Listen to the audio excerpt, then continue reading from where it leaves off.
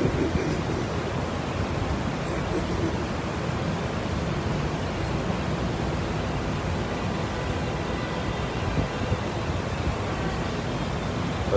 لله وكفى وسلام على عباده الذين اصطفى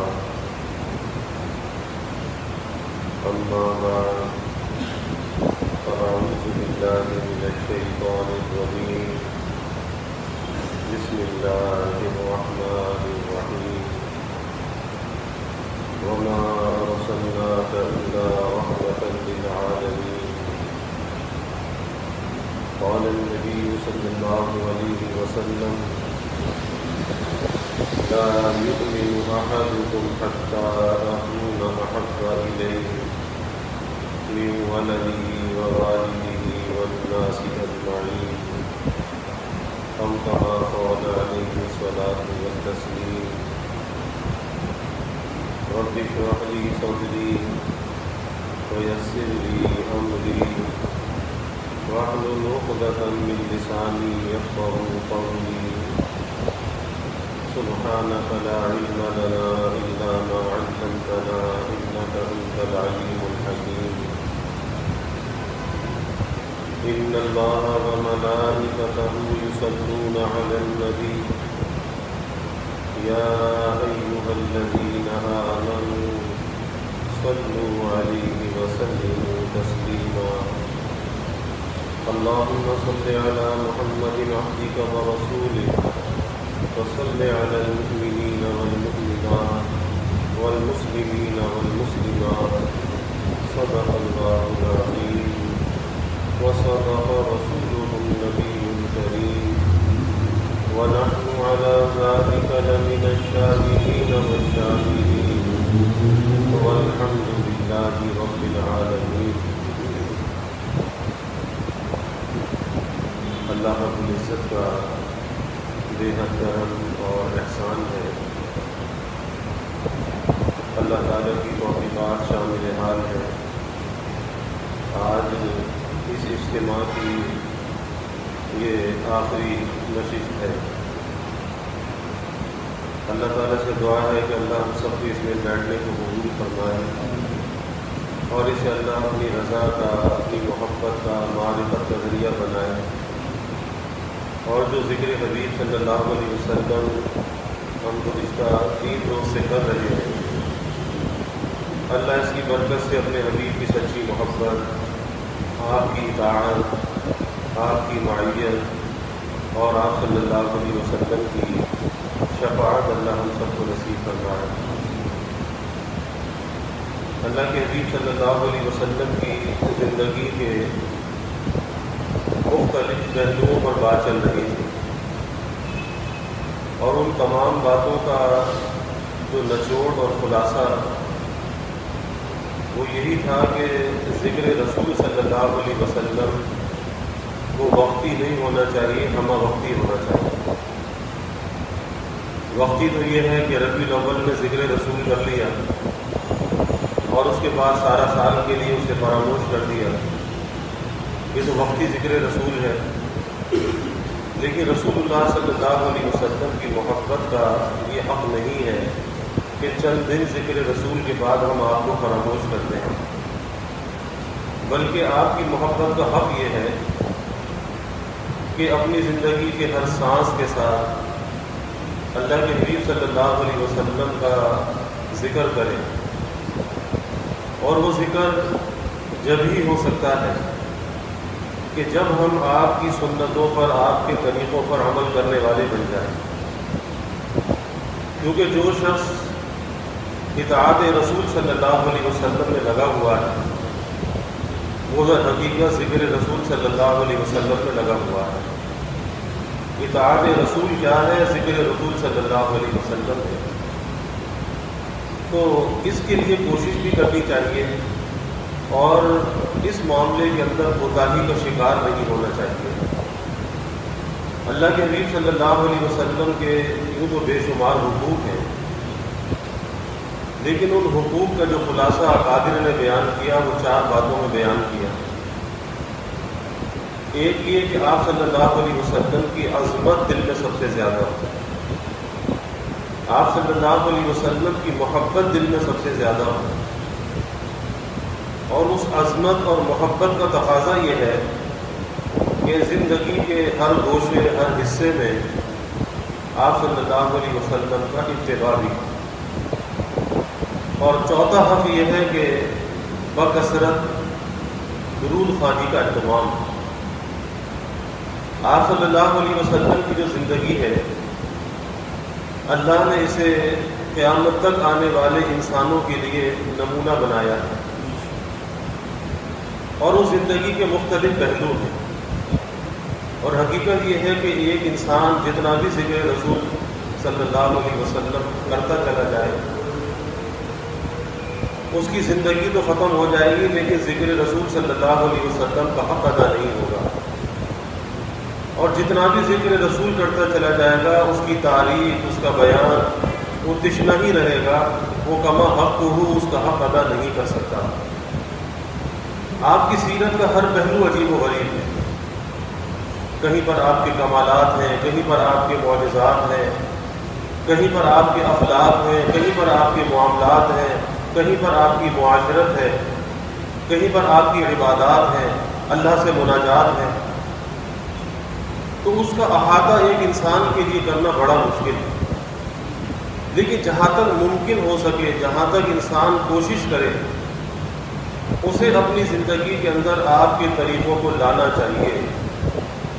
اگر یہ طریقے ہم اپنی زندگی میں لے کر نہ آئے تو یاد رکھیے کہ زندگی تو گزر جائے گی، اور گزر رہی ہے، اب تک بھی گزری ہے، لیکن اس زندگی کی جو برکت ہے، اس زندگی کا جو لطف اور مزہ ہے، ہم اس برکت سے، اس لطف اور مزے سے محروم رہیں گے۔ اس زندگی کا لطف اور مزہ اگر ہے، وہ اللہ کی اطاعت کے ساتھ ہے، وہ رسول کی اطاعت کے ساتھ ہے، اس کے بغیر نہ زندگی کا لطف ہے، نہ زندگی کا مزہ ہے، نہ زندگی گزر رہی ہے۔ اللہ کے حبیب صلی اللہ علیہ وسلم کی زندگی کے دو پہلو بڑے اہم ہیں، اور یہ اس لیے عرض کر رہا ہوں، یہ تو آپ کی زندگی کا ہر پہلو اہم ہے، کہ جہاں پر آج ہم سے کوتاہی بہت زیادہ ہو رہی ہے، ایک تو یہ ہے کہ آپ صلی اللہ علیہ وسلم نے نعمتوں کی بڑی قدردانی کی ہے، اور امت کو نعمتوں کی قدردانی کا سبق دیا ہے۔ اگر ہم اپنی زندگیوں کے اندر دیکھتے ہیں تو ہمیں اپنی زندگیوں میں نعمتوں کی قدردانی نظر نہیں آتی، بلکہ نوبت یہاں تک ہے کہ نعمتوں کو کفران نظر آتا ہے، نعمتوں کی ناقدری نظر آتی ہے۔ آپ دیکھ لیجئے کہ آپ کسی آدمی سے گفتگو شروع کر دیں، وہ آپ کو بے شمار شکوہ شکایتیں کرتا ہوا نظر آئے گا، یہ پریشانی ہے، وہ پریشانی ہے، یہ مشکل ہے، وہ مشکل ہے، یہ قرضہ ہے، یہ نقصان ہے، وغیرہ وغیرہ، کبھی گھر کے مسائل، کبھی اولاد کے مسائل،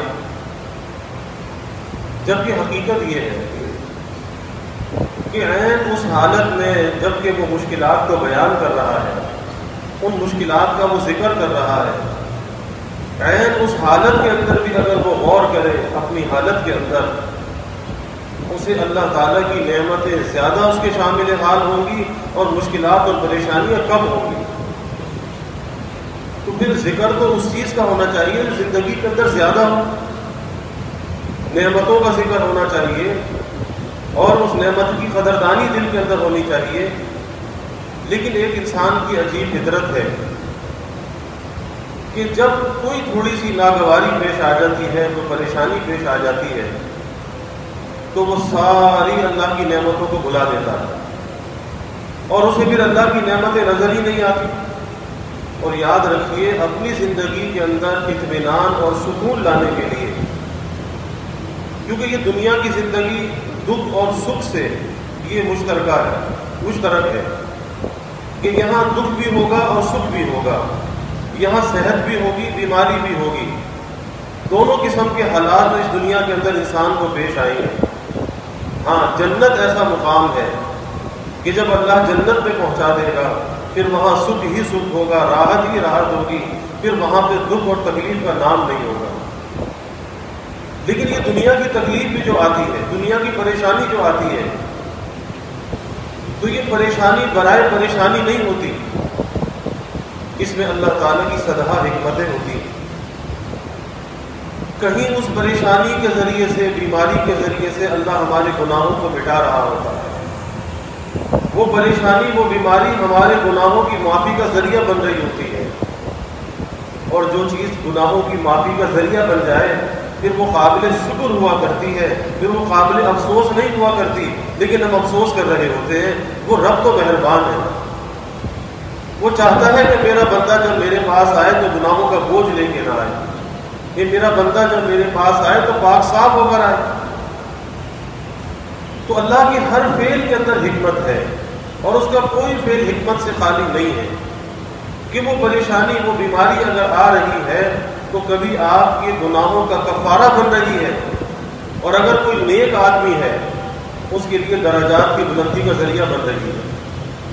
تو جو چیز گناہوں کا کفارہ بن جائے، درجات کی بلندی کا ذریعہ بن جائے، وہ بھلا زحمت ہوگی یا رحمت ہوگی؟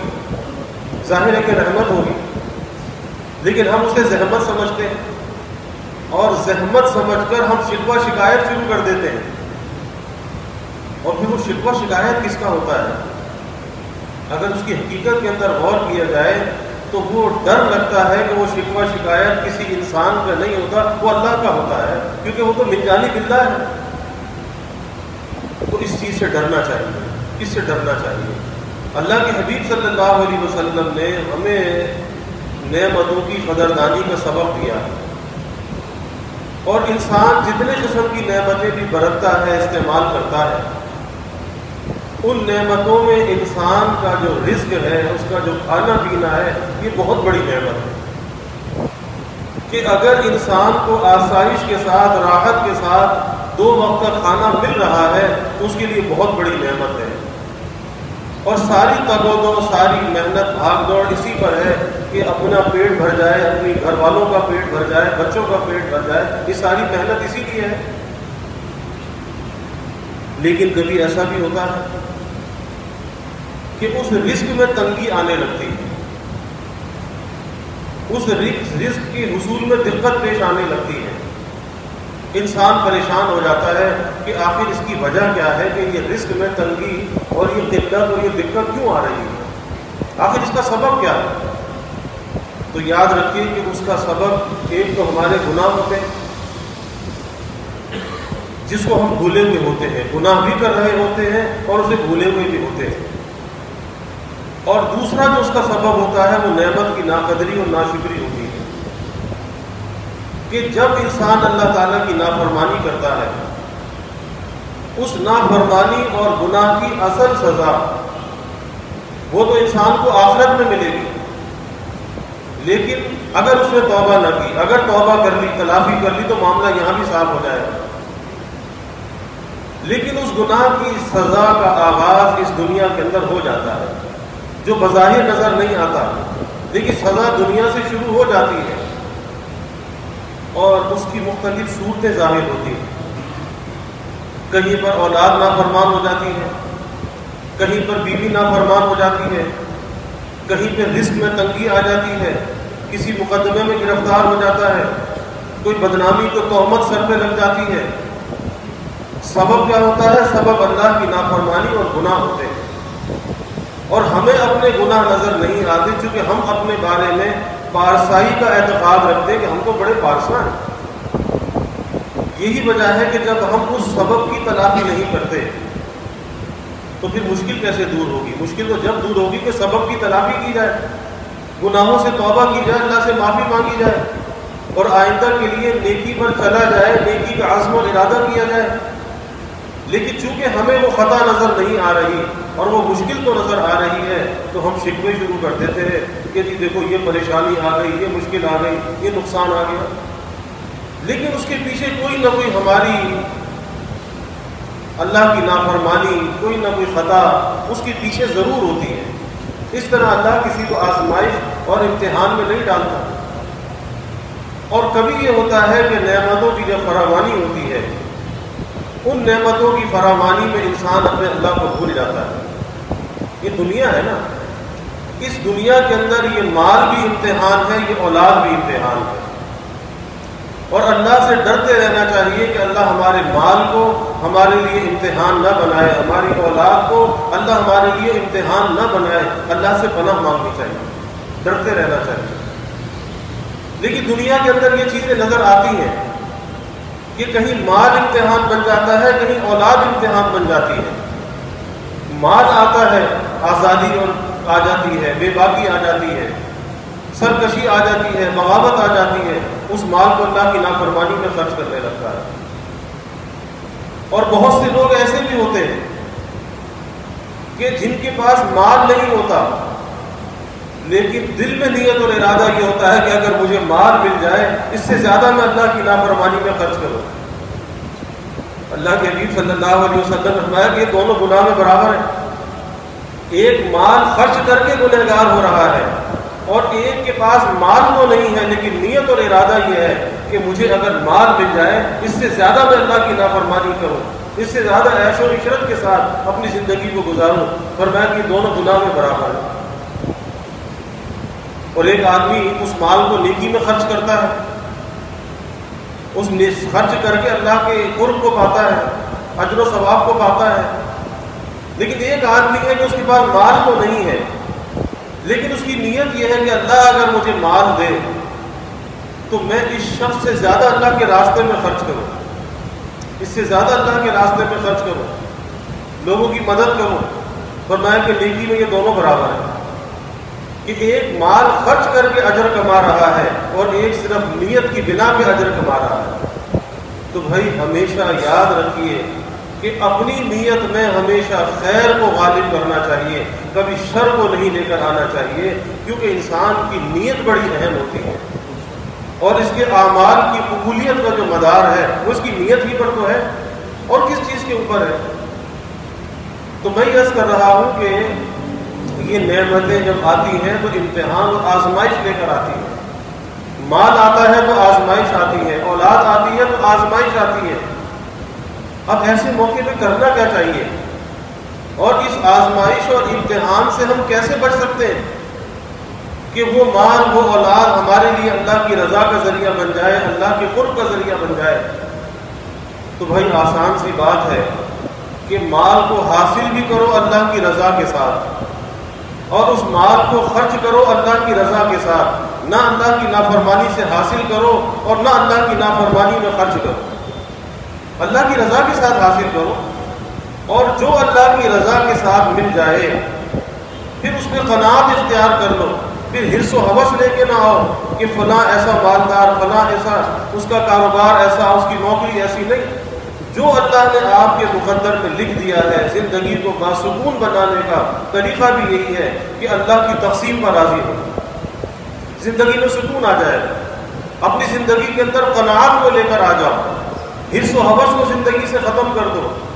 یہ نہ دیکھو کہ میرے برابر والے کی دکان کیسی چلتی ہے، بس جو میرے مقدر کا رزق اللہ مجھے دے رہا ہے میں اللہ کی رضا میں راضی ہوں، بس دل سے راضی رہو، نہ دل میں کسی سے حسد آئے، نہ بغض آئے، نہ کینہ آئے، نہ عداوت آئے، اللہ کی تقسیم پہ راضی رہو۔ اور جو اللہ کی تقسیم پر راضی رہتا ہے اس کی زندگی کے اندر بڑا سکون ہوتا ہے، بڑا اطمینان ہوتا ہے، کیونکہ وہ اللہ سے ہر حال میں راضی ہے، مل جائے تو راضی، نہ ملے تو راضی۔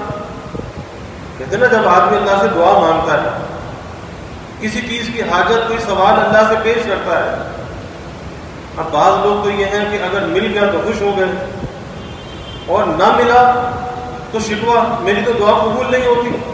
نہیں، دعا کا ادب یہی ہے کہ اپنی حاجت اللہ سے مانگو، لیکن مانگنے کے بعد اس پہ شکر ادا کرو کہ اللہ نے مانگنے کی توفیق دے دی، اللہ کی نظر کرم میرے حال پر ہو گئی، اس کی رحمت میری طرف متوجہ ہو گئی، اگر وہ اجازت نہ دیتا میں اس کی بارگاہ میں کیسے مانگ سکتا تھا۔ اور مل جائے تو راضی اور نہ ملے تو راضی۔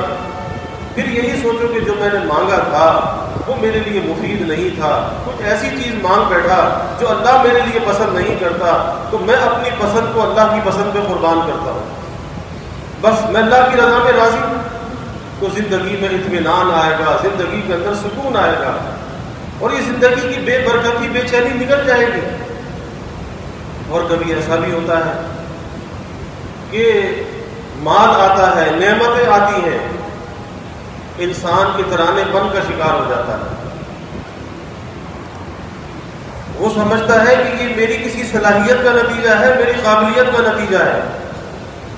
قارون نے بھی تو دعویٰ کیا تھا نا، اس نے کہا کہ ارے میں تو خاندانی طور پر مالدار، اور یہ جو مال ہے یہ تو میری اپنی قابلیت سے میں نے مال جمع کیا ہے۔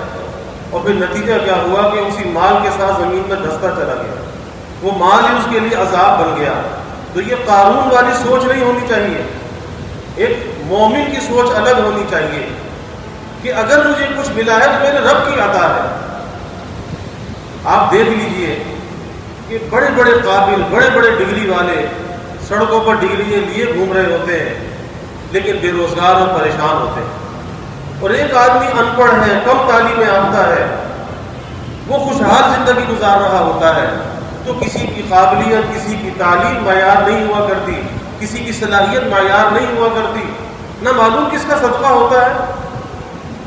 گھر میں بوڑھے ماں باپ ہوتے ہیں، وہ سفید بال والے، وہ ضعفاء، وہ بیمار بستر پہ ہوتے ہیں، گھر میں کوئی معذور ہوتا ہے، اس کی برکت ہوتی ہے کہ نعمتوں کی ریل پیل گھر کے اندر ہوتی ہے۔ ایک صاحب نے خود کہا کہ گھر میں ایک معذور بچی تھی، اور جب تک وہ معذور بچی گھر کے اندر تھی، گھر کے اندر نعمتوں کی ریل پیل تھی۔ پھر اس معذور بچی کا انتقال ہو گیا تو کہنے لگے کہ لگتا ہے کہ وہ بچی کیا گئی کہ قسمت مجھ سے روٹ گئی، اور جو گھر کے اندر ریل پیل تھی، فراوانی تھی، وہ سب رخصت ہو گئی۔ تو جب پتہ چلتا ہے کہ یہ میری وجہ سے نہیں تھا، یہ تو کسی اور کی وجہ سے تھا، کسی اور کا صدقہ تھا۔ اور ہم اپنے طاقت کے، اپنی صلاحیت کے زوم کے اندر ہوتے ہیں، ہم سمجھتے ہیں کہ یہ سب کچھ ہماری وجہ سے ہے۔ یاد رکھیے کہ یہ دھوکہ ہے، یہ دھوکہ ہے۔ اس دھوکے سے اپنے آپ کو نکالنا چاہیے، اپنے بڑوں کا بڑا ادب اور احترام کرنا چاہیے، اپنے چھوٹوں کا ادب اور احترام کرنا چاہیے، بڑوں کو بھی عزت دینی چاہیے، چھوٹوں کو بھی عزت دینی چاہیے، اور گھر میں کوئی معذور ہے، کوئی بیمار ہے، اس کا بھی خیال رکھنا چاہیے۔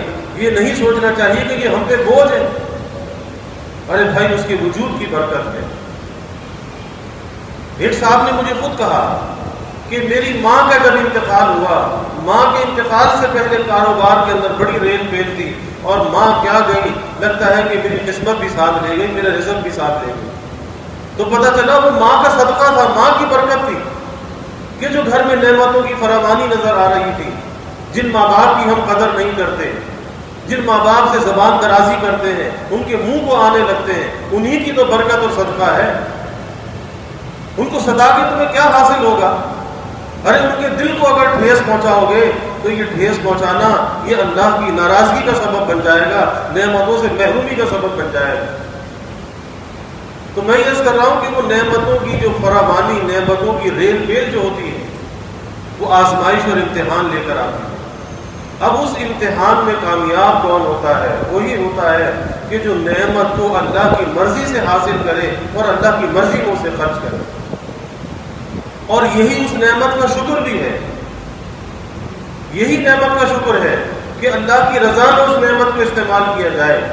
آج ہمارے گھروں کے اندر اگر ہم دیکھتے ہیں تو آج نعمتیں تو بہت ہیں، لیکن بھائی نعمتوں کی ناقدری بھی بہت ہے۔ ایک رزق کی نعمت، اس کے لیے اللہ کے حبیب صلی اللہ علیہ وسلم نے کتنا ہمیں تعلیم کیا کہ اس رزق کی قدر کرو، اس کے ذرے ذرے کی قدر کرو۔ لیکن آج سب سے زیادہ گھروں کے اندر ناقدری اگر ہے وہ رزق کی ناقدری ہے۔ یہ بھی تو ہمارے نبی کی سیرت کا حصہ ہے، آپ کی تعلیمات کا حصہ ہے کہ گھروں کے اندر کھانے کے ساتھ ہمارا کیا برتاؤ ہے، کہ کھانے کی پلیٹیں بھر بھر کے ضائع کی جاتی ہیں۔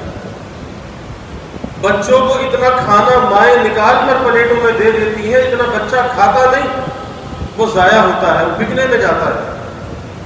کوئی سلیقہ گھر کے اندر نہیں ہے، کوئی تہذیب اور تربیت گھروں کے اندر نہیں ہے، اور پھر کہتے ہیں جی ہم تو بڑے تعلیم یافتہ ہیں، ہم تو بڑے مہذب ہیں۔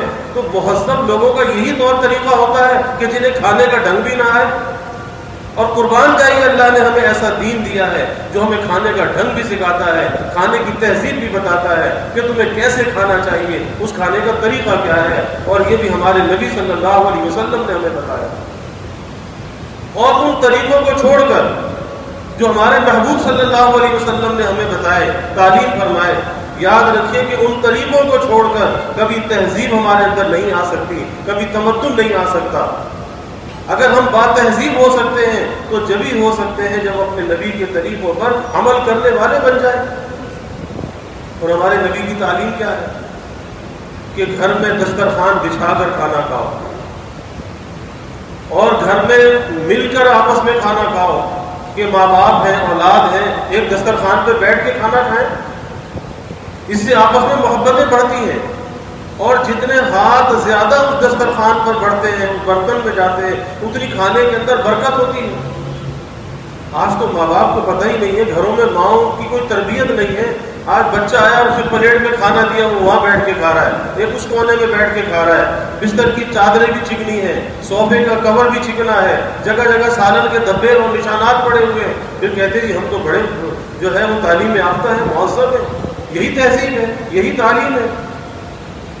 ارے بھائی، تہذیب تو نبی کے طریقوں سے آتی ہے کہ دسترخوان بچھا کے کھاؤ، اور پھر ہمارے نبی نے بتایا کہ اس کھانے کی تم قدر بھی کرو، کہ بچوں کو سکھاؤ کہ کس طرح کھانا چاہیے۔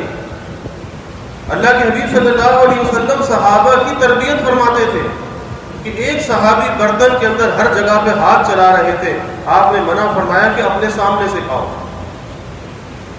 تو یہ تہذیب ہے کہ بچہ کھائے اسے بتاؤ کہ اپنے سامنے سے کھاؤ، اور پہلے خود معلوم ہوگا، خود عمل کریں گے، جب یہ بچے کو بتائیں گے، ابھی تو خود ہی نہیں سیکھا تو بچے کو کیا بتائیں گے۔ اور پھر فرمایا کہ اگر کھانے کا کوئی ذرہ دسترخوان پہ گر جائے، اسے اٹھا کے کھا لو، کوئی لقمہ گر گیا، کوئی بوٹی گر گئی، اسے اٹھا کر کھا لو، اس میں شرم اور عار محسوس نہ کرو، کیونکہ نامعلوم اللہ نے کھانے کی برکت کھانے کے کون سے حصے میں رکھی ہے۔ آج تو سمجھتے ہیں کہ شاید یہ گر گیا تو خراب ہو گیا، کیسے خراب ہو گیا؟ پاک دسترخوان بچھا ہوا ہے، اب اس میں جو ذرہ گرا ہے اس ذرے کو اٹھا کے کھا لو۔ اور جو ان ذرات کی قدر کرتا ہے، کھانے کے جو ذرات ہیں نا، جو اس کی قدر کرتا ہے، اللہ کے حبیب صلی اللہ علیہ وسلم نے فرمایا کہ جو دسترخوان سے ان ذرات کو اٹھا کے کھا لیتا ہے، فرمایا کہ جنت کی بڑی بڑی آنکھوں والی حوروں کا مہر ہے۔ کس چیز پر؟ ان کھانے کے ذرات کی قدردانی پر۔ پتہ یہ چلا کہ حور جب ملے گی جنت میں جائے گا تو ان ذرات کی قدردانی پر اللہ جنت عطا فرما دے گا، کوئی معمولی بات ہے؟ پھر آپ نے فرمایا کہ اس برتن کو بھی صاف کر دو، جب کھانا کھا لو اللہ کا نام لے کر کھانا شروع کرو، ہاتھ دھو کر کھانا شروع کرو، اور کھانے کے لیے سنت کی نیت سے ہاتھ دھو، چاہے آپ کے ہاتھ صاف ہو لیکن اس کے باوجود ہاتھ دھو۔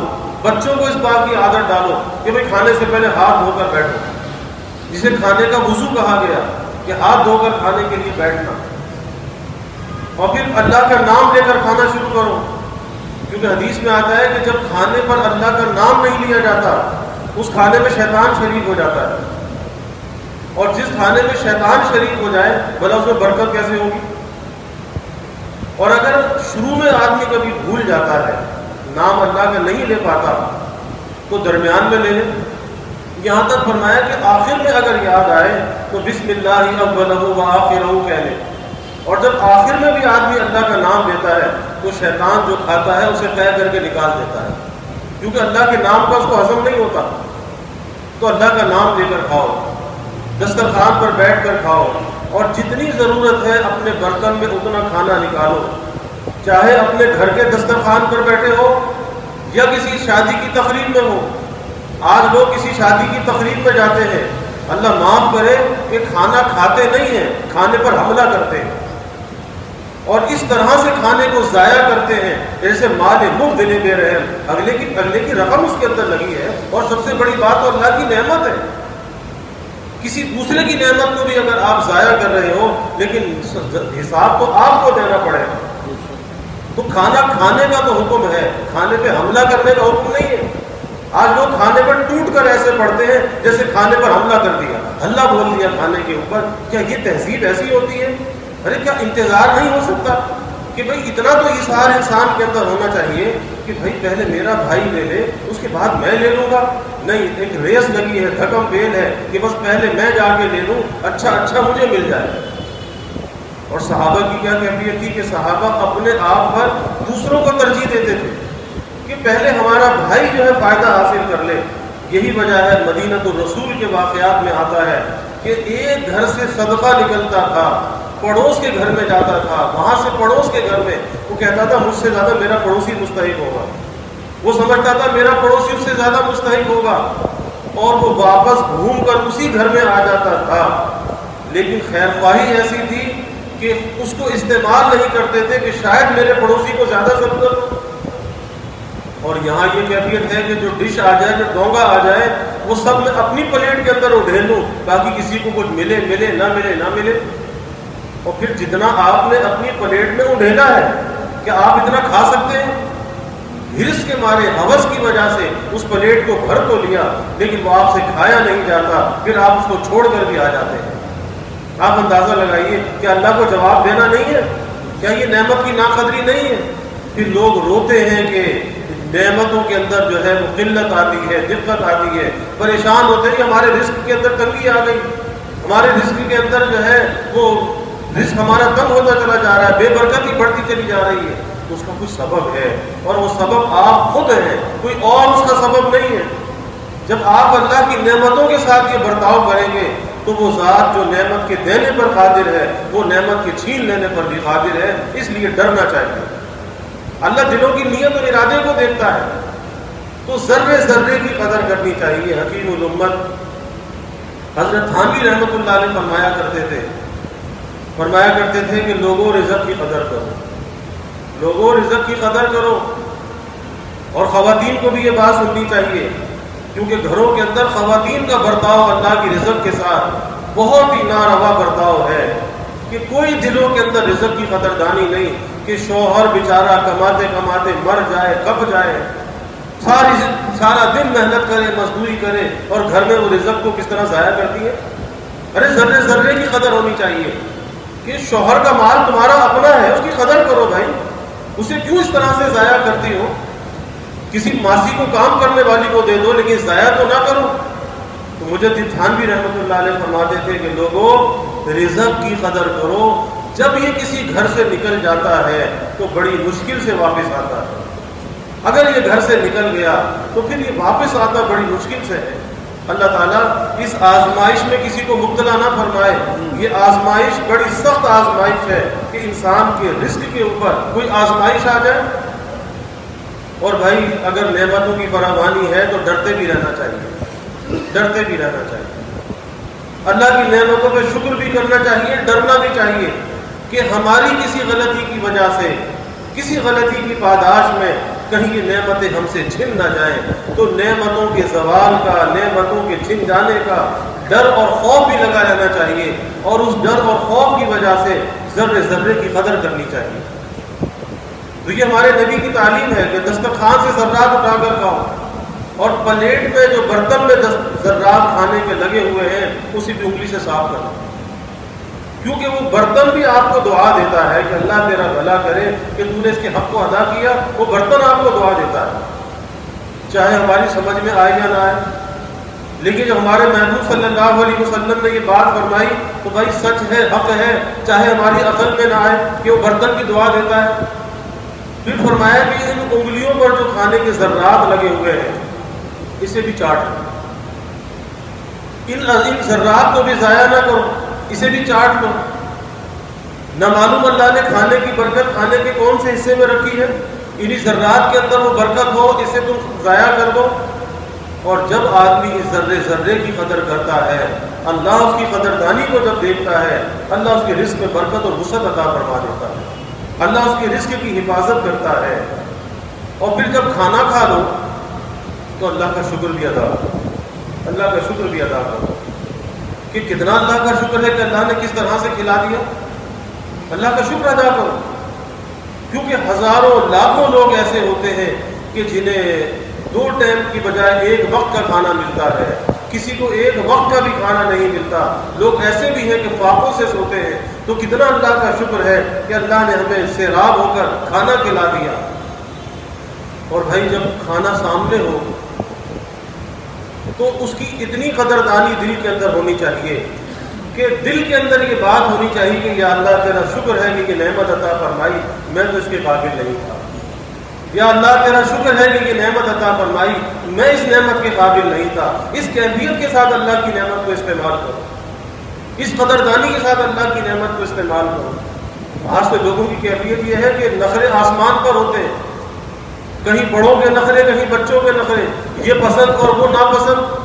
اپنی مزاج کو، اپنی طبیعت کو ایسا بنانا چاہیے کہ جس وقت جو نعمت مل جائے بس شکر کے ساتھ کھا لو۔ ایک اللہ والوں کا واقعہ آتا ہے کہ کہیں سفر سے گھر واپس پہنچے، رات کا وقت تھا، بیوی نے کھچڑی بنائی اور کھچڑی بھی پھیکی تھی۔ اب کھچڑی ہو اور وہ بھی پھیکی ہو تو حلق سے کیسے اترے، لیکن بس صبر کر کے، برداشت کر کے اس کھچڑی کو کھا لیا۔ بیوی کو کچھ بھی نہیں کہا کہ بیچاری اللہ کی بندی ہے، بس جو بنا لیا اسے کھا لیا۔ جب انتقال ہوا، بعد انتقال کے کسی نے خواب میں دیکھا، پوچھا کہ کیا معاملہ ہوا؟ کہا کہ بھئی اللہ کے سامنے جب پیشی ہوئی، اللہ نے کہا تمہارا کوئی عمل پسند نہیں آیا، بس ایک عمل ہمیں تمہارا پسند آیا، اس کی وجہ سے معاف کیے دیتے ہیں، اور وہ عمل یہی تھا کہ تم نے وہ پھیکی کھچڑی کھا لی تھی، اور اس لیے کھا لی تھی کہ یہ اللہ کی بندی ہے، بیوی کو بھی کچھ نہیں کہا تھا، تو اس وجہ سے تمہیں معاف کیے دیتے ہیں۔ کیا تھا؟ رزق کی قدردانی کی نا، اور اس اللہ کی بندی کا خیال کیا۔ آج تو ذرا نمک کوئی تیز ہو جائے، ہلکا ہو جائے تو 1,00,000 باتیں بیوی کو سنا دیتے ہیں۔ ارے بھائی کچھ تحمل، برداشت بھی تو ہونا چاہیے۔ تو مزاج، طبیعت ایسی بنانی چاہیے کہ جو مل جائے شکر کے ساتھ کھا لو، اور یہ سوچ کر کھا لو کہ میں تو اس قابل بھی نہیں تھا، اللہ کا شکر ہے کہ یہ نعمت مل گئی۔ اس کیفیت کے ساتھ کھانا چاہیے۔ اللہ کے حبیب صلی اللہ علیہ وسلم کا واقعہ آتا ہے، آپ سے بڑھ کے کون ہوگا؟ دو جہاں کے آپ سردار ہیں، وجہ خلق کائنات ہے، لیکن کیا کیفیت ہے کہ فتح مکہ کا دن ہے، مکہ میں داخل ہوتے ہیں، آپ ام ہانی کے مکان پر جاتے ہیں، پوچھتے ہیں گھر میں کچھ کھانے کو ہے؟ کہتی ہے گھر میں کھانے کو تو کچھ بھی نہیں ہے، ہاں کچھ سوکھی روٹی کے ٹکڑے ہیں۔ کہتے ہیں کہ لے آؤ۔ اب وہ سوکھی روٹی کے ٹکڑے توڑ توڑ کر آپ صلی اللہ علیہ وسلم اسے پانی میں ڈالتے ہیں، اور پانی میں ڈال کر اسے نرم فرماتے ہیں۔ آپ اندازہ لگائیے، آج تو ہم بادشاہت کر رہے ہیں، آج تو عیش کی زندگی گزار رہے ہیں، ہر وقت تازہ کھانا ہم کھاتے ہیں، اور وہاں ہمارے محبوب کی کیا کیفیت ہے کہ وہ سوکھی روٹی کے ٹکڑے ہیں، آپ اسے پانی میں بھگو رہے ہیں۔ پھر آپ پوچھتے ہیں کہ کوئی سالن بھی گھر میں ہے؟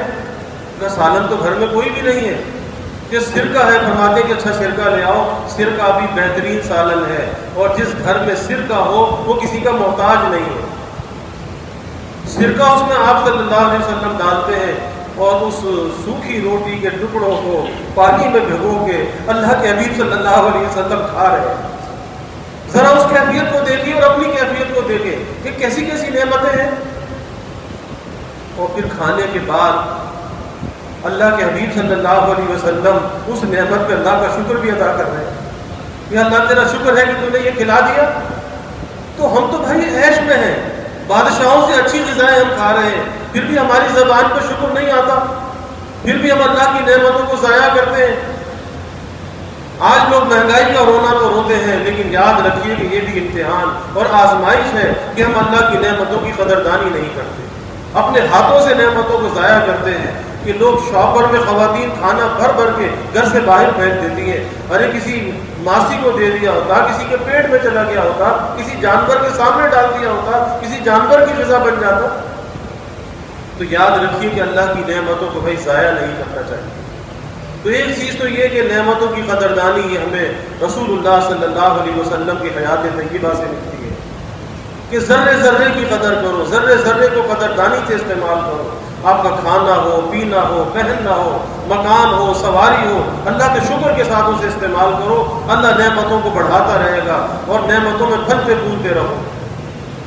اور دوسری بات یہ ہے کہ جس معاملے میں آج بہت زیادہ کوتاہی ہے کہ اللہ کے حبیب صلی اللہ علیہ وسلم کی جو ہم گھر کی زندگی دیکھتے ہیں اور آج اپنے معاشرے کے اندر جو ہم گھر کی زندگی دیکھتے ہیں، تو بھائی ہمیں نہیں لگتا کہ ہم اس نبی کے ماننے والے ہیں، اس نبی کے امتی ہیں.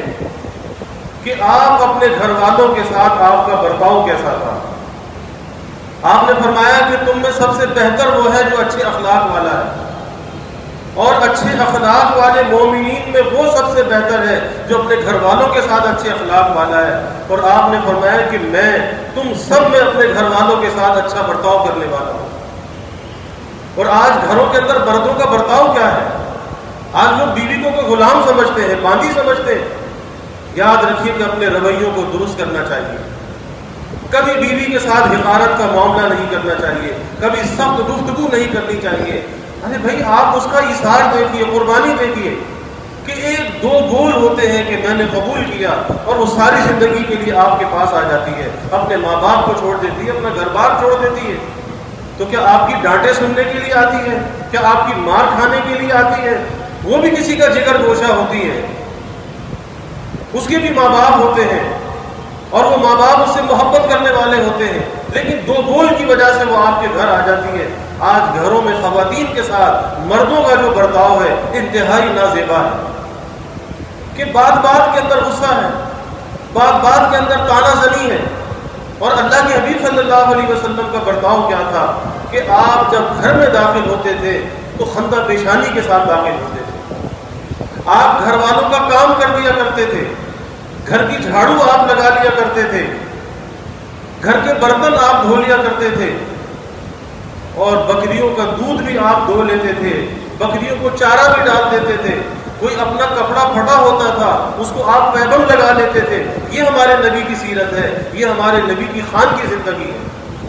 اور پھر اس سب کے باوجود اس کے کہ آپ صلی اللہ علیہ وسلم سب سے زیادہ حق تعالیٰ کے اس کے ساتھ تعلق کے اندر مستغرق رہتے تھے، تعلق مع اللہ کے اندر، کیونکہ آپ سے زیادہ تعلق مع اللہ کسی کا نہیں تھا، اور اسی میں آپ ہر وقت مستغرق رہتے تھے. لیکن اپنے گھر والوں کے ساتھ کیسا برتاؤ کرتے تھے؟ ان کے ساتھ آپ دل جوئی کی باتیں کرتے تھے، اپنے ساتھ بٹھا کر کھانا کھلاتے تھے. اور ام المومنین عائشہ صدیقہ رضی اللہ عنہا فرماتی ہے کہ آپ کھانے کا لقمہ اپنے ہاتھ سے میرے منہ میں رکھتے تھے. اور کبھی ایسا بھی ہوتا تھا کہ حضرت عائشہ رضی اللہ عنہا کے منہ میں لقمہ رکھا اور نکال کر اپنے منہ میں رکھ لیتے تھے. آپ بتائیے دل جیتنے والی بات ہے یا نہیں؟ اور اگر کسی برتن سے، پیالے سے حضرت عائشہ رضی اللہ عنہا پانی پیتی تو آپ فرماتے کہ عائشہ بتا تیرے لب کہاں پہ لگے ہیں؟ جس جگہ حضرت عائشہ کے لب لگے ہوتے وہاں سے آپ لب لگا کے پانی پیتے. یہ کیا ہے؟ دل جوئی ہے. ارے بھائی اگر دل جوئی کرنا نہیں آتی تو دل شوئی تو نہ کرو. کل اللہ کو جواب دینا ہوگا کہ ان عورتوں کو اللہ نے تمہارا محکوم بنایا ہے، تمہارے ماتحت بنایا ہے. کل اگر ان پر ظلم کرو گے تو اللہ کو جواب بھی دینا ہوگا. ایک ایک چیز کا اللہ کے سامنے حساب ہوگا. تو اپنے گھر کے اندر وقت نہیں ہے زیادہ تفصیل کا، لیکن اپنے گھر کے اندر اپنی بیویوں کے ساتھ، اپنے ماں باپ کے ساتھ اپنے رویوں کو درست کرنا چاہیے. یہ بھی ہمارے نبی کی تعلیم ہے. آج ہم جشن تو بہت منا لیتے ہیں، کہتے ہیں ربیع الاول آ گیا اب جشن مناؤ، جشن عید میلاد النبی. تو بھائی اللہ کے نبی ہمیں کسی جشن کے راستے پہ چھوڑ کے نہیں گئے. اللہ کے نبی تو ایک مشن چھوڑ کر گئے، اور وہ مشن یہی ہے کہ جو میرا طریقہ ہے، میرے طریقے پہ تم چلنے والے بن جاؤ اور اس طریقے کو پھیلانے والے بن جاؤ. یہ ہمارے نبی کا مشن ہے. کس جشن کو منانے چلے ہو کہ گھر کے اندر تو سوگ ہے، گھر کے اندر تو اذیت پہنچا رکھی ہے، اور باہر سڑکوں پہ جشن منا رہے ہو؟ کس بات کا جشن ہے؟ تو اپنے گھر کے اندر جو آگ لگی ہے اس آگ کو پہلے بجھانا چاہیے. اس کے بارے میں سوال ہوگا کہ تمہارا برتاؤ، تمہارا رویہ تمہارے گھر والوں کے سامنے کیسا تھا؟ باہر تو آدمی بہت اچھا بن جاتا ہے. کس لیے بن جاتا ہے؟ باہر اس لیے بنتا ہے کہ بڑی واہ واہ ہوتی ہے کہ جی ماشاءاللہ بڑے اچھے اخلاق والا ہے، جی بڑا ہنس کے ملتا ہے، بڑا ہنس کے بولتا ہے. تو وہ ہنسنا بولنا گھر آ کے بیوی کے پاس کہاں چلا جاتا ہے؟ وہاں پیشانی پہ بل کیوں آ جاتے ہیں؟ وہاں لہجے میں تلخی کیوں آ جاتی ہے؟ بات بات میں غصہ کیوں آ جاتا ہے؟ وہاں اچھے اخلاق کہاں رخصت ہو جاتے ہیں؟ جبکہ اچھے اخلاق کا سب سے پہلے اگر کسی کا استحقاق ہے تو وہ گھر والوں کا ہے. پہلے گھر والوں کا حق ہے، بعد میں باہر والوں کا حق ہے. اور گھر والوں کو ان کا حق نہ دو اور باہر جا کر تم اچھے بن جاؤ، تو اچھے بننا کس کام کا ہے؟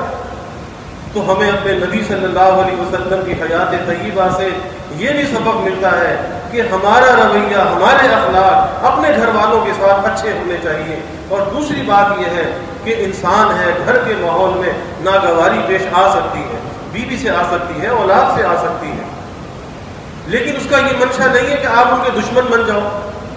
اس کی اصلاح کی کوشش کرنی چاہیے کہ اگر کپڑا آپ کا میلا ہو جاتا ہے تو اسے آپ اتار کے دھو لیتے ہیں، کپڑے کو پھاڑ کے نہیں پھینکتے، اسے دھو لیتے ہیں، اس کی اصلاح کر لیتے ہیں. اسی طرح سے گھر کے اندر اگر کوئی مسائل ہوتے ہیں تو سب سے پہلی بات تو یہ کہ آپس کے اندر ایک ایسی ہم آہنگی ہونی چاہیے کہ ایک دوسرے کے مزاج کو سمجھنا چاہیے تاکہ آپس میں محبتیں، الفتیں ہوں، نفرتیں پیدا ہی نہ ہوں. اور اس کا آسان سا طریقہ ہمارے بزرگوں نے یہ بیان کیا کہ گھروں کے اندر دینی تعلیم کا سلسلہ گھر گھر میں ہونا چاہیے. کہ کوئی وقت ایک مقرر کر کے، چاہے 10 منٹ صحیح، لیکن کوئی کتابی تعلیم کا سلسلہ، کوئی فضائل کی کتاب، کوئی سیرت کی کتاب، اس کا تذکرہ گھر میں تعلیم کا سلسلہ ہونا چاہیے. بچوں کو بٹھاؤ، بیوی کو بٹھاؤ، سب گھر والے جمع ہو اور اس کے بعد جو ہے وہ کتابی تعلیم کا سلسلہ ہو. پھر اس کے ذریعے سے آپ دیکھیں کہ کیسی ذہن سازی ہوتی ہے.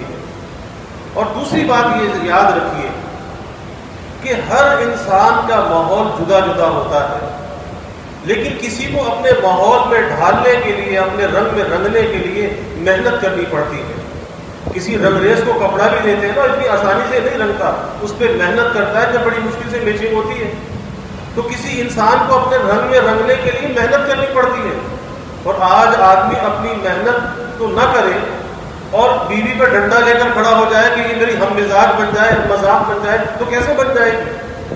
یاد رکھیے کہ اللہ نے جو نرمی کے اندر اثر رکھا ہے اور نرمی پر جو کچھ اللہ عطا فرماتا ہے وہ کسی سخت بات پر عطا نہیں کرتا. جو کچھ نرمی پہ اللہ دیتا ہے وہ کسی اور چیز پہ نہیں دیتا. تو اپنے لہجوں کے اندر، اپنے رویوں میں، اپنے برتاؤ کے اندر نرمی ہونی چاہیے، عاجزی ہونی چاہیے اور درگزر کا مادہ ہونا چاہیے. اللہ کے حبیب صلی اللہ علیہ وسلم کی بہت بڑی صفت، بہت بڑی خوبی کیا تھی؟ آپ درگزر فرماتے تھے. بہت سی ناگواریاں پیش آتی تھیں لیکن آپ درگزر کرتے تھے. آپ کسی سے بدلہ اور انتقام نہیں لیتے تھے. اور اس درگزر کرنے کے جو اثرات ہیں وہ انسان کی زندگی پر ضرور پڑتے ہیں اور اسے خوشیاں ضرور ملتی ہیں. تو انسان کسی کو اپنا بنانے کے لیے اس پر محنت کرنی چاہیے، اس کے ہم مذاق بنانے کے لیے ذہن سازی کرنی چاہیے. لیکن یاد رکھیے کہ تشدد کا راستہ، سختی کا راستہ، غصے کا راستہ، اس کو کبھی بھی اختیار نہیں کرنا چاہیے. اللہ کو یہ پسند نہیں ہے. اپنی عادات کو بدلو. آپ کے اندر بھی تو بہت سی خرابیاں ہوں گی نا، آپ کون سے فرشتے ہیں؟ آپ کی بہت سی باتیں بیوی کو بھی بری لگتی ہوں گی، لیکن وہ بیچاری کہتی کچھ نہیں کہ صاحب کو غصہ آ جائے گا، ان کا پارا آسمان پہ چلا جائے گا. تو آپ بھی تو اپنی اصلاح کریں، آپ بھی تو اپنی بری عادتوں کو دور کریں. بہت سے لوگوں میں بیماری ہوتی ہے، سگریٹ پینے کی عادت ہے اور کسی نشے کی عادت ہے، اور اس حالت میں بیوی کے پاس جاتے ہیں، اسے کتنی اذیت پہنچاتے ہیں کہ منہ سے بدبو آتی ہے. مسجد میں آتے ہیں، سگریٹ پی کے ساری مسجد کی فضا کو مقدر کر دیتے ہیں.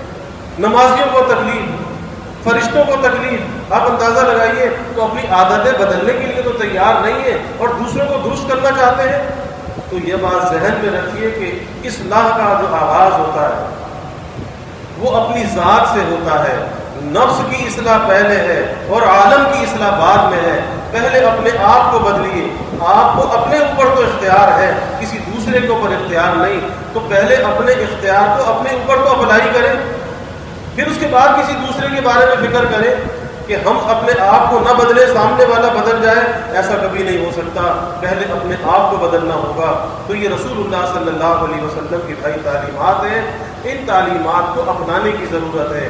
آج دو باتوں کا میں نے تذکرہ کیا. ایک تو یہ کہ رزق کی قدردانی کریں، ذرے ذرے کی قدردانی کریں، خود بھی کریں، بچوں سے کرائیں.